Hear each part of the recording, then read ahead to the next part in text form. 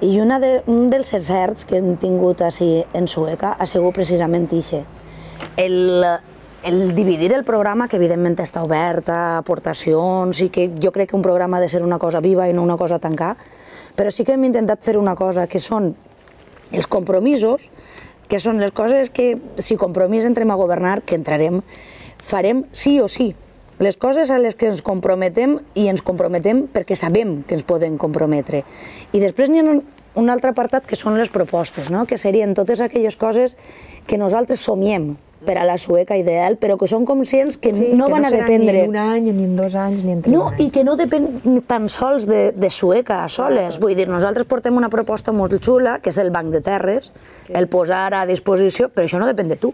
Això depèn de generar complicitats entre els propietaris de les terres, la gent que ho vulgui aportar, un consell agrari, una altra proposta... Que n'hi hagi una mancomunar els servicis... Una altra proposta que jo crec que és xulíssima són els camions escolars, que està funcionant en molts altres llocs, no estem inventant res, però no depèn de mi soles. Jo puc posar a l'abast tot el que faci falta, però si les apes d'escoles no es convoyen en això, evidentment són coses que no vas a poder dur.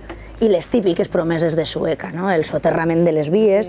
Evidentment que jo també vull que el poble no estiga dividit per una via, però no depèn de mi.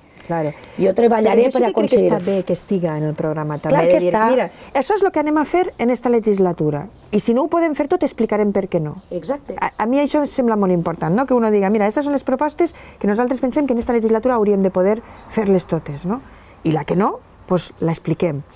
I després està on volem aplegar. A mi me passa igual. És bonic somiar, si no, no estaríem així. I a mi me passa moltes coses que tenen que veure en el govern central, claro, el govern de Rajoy, que esperem que tampoc siga de Rajoy molt pronte.